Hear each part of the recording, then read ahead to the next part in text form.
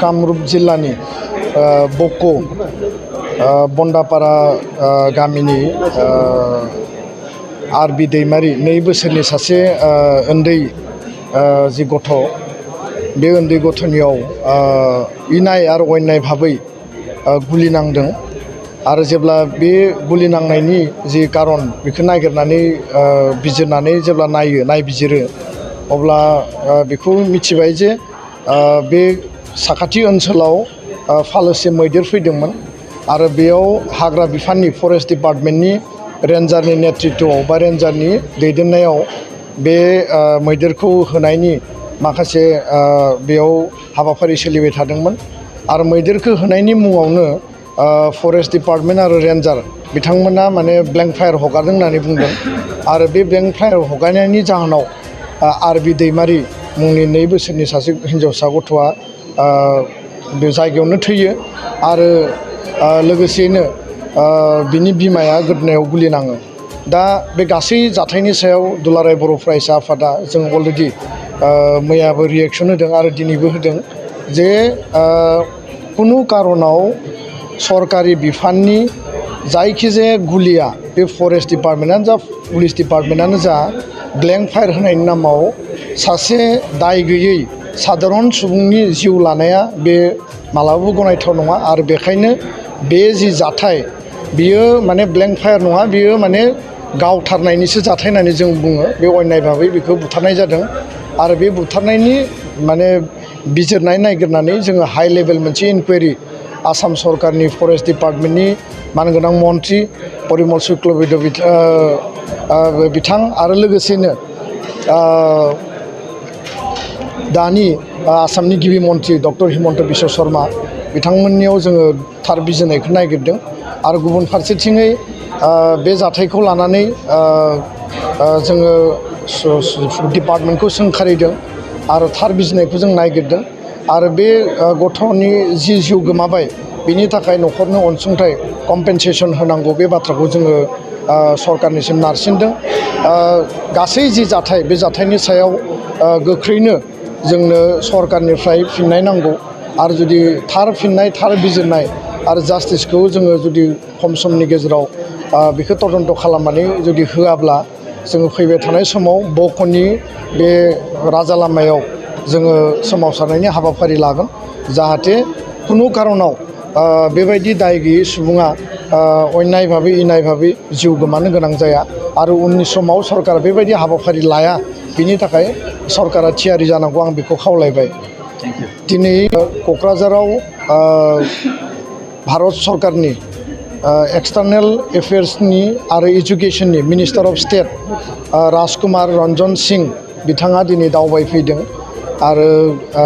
इन्ड' भुटान बर्डार जे मोनसे रिलेसन आरो गुबुन फारसेथिङै बिटिआरनि माखासे इन्सटिटिउसन जौगानाय माखासे बिथांखिफोरखौ बिथाङा नायगिदिंफैदों आरो बेयाव मोनसे हाबाफारि लाखिदों CITआव दसे समनि उनाव बियो जागोन। बे हाबाफारिया माने बिटिआर ओनसोलनि गासै स्टुडेन्ट अर्गेनाइजेसन स्टेक हल्डारफोरजों मोनसे इन्टारेक्सन सेसन आरो बे ओनसोलाव नुजानाय जायखिजाया जेंना जेंसि थासारिनि सायाव बिथाङा जोंजों इन्टारेक्सन खालामगोन आरो बे समाव दुलाराय बर' फरायसा आफादनिफ्राय जोङो इन्ड' भुटान बर्डार रिलेसननि सायाव मोननैसो इस्यु जोङो लानानै फैदों जे गेलेफु दरंगा मेला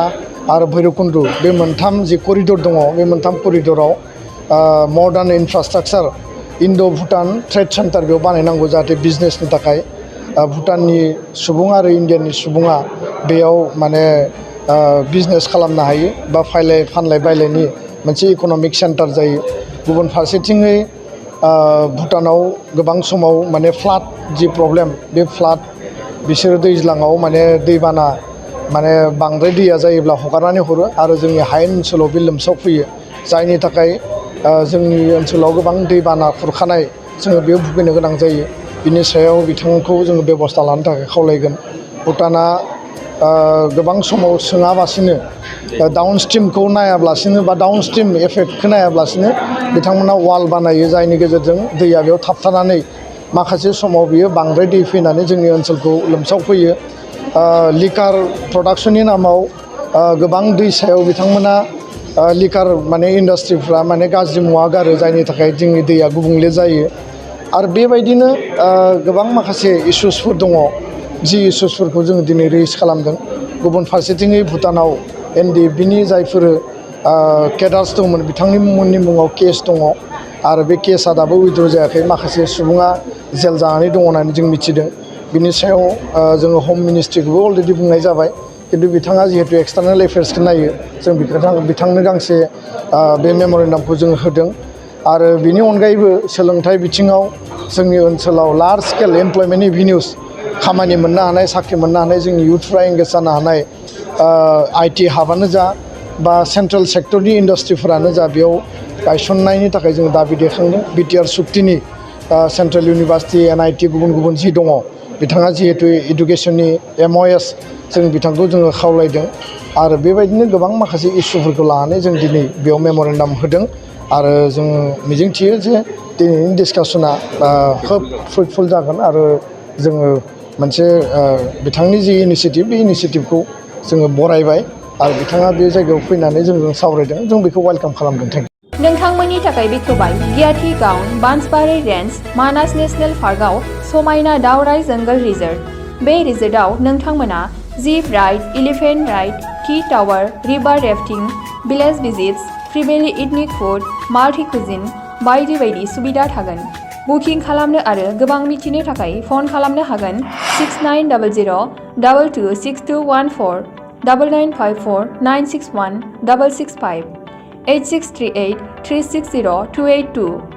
9859161912 दावराइ जंगल रिजर्ट मानास नेशनेल पार्क गियाथि गाउन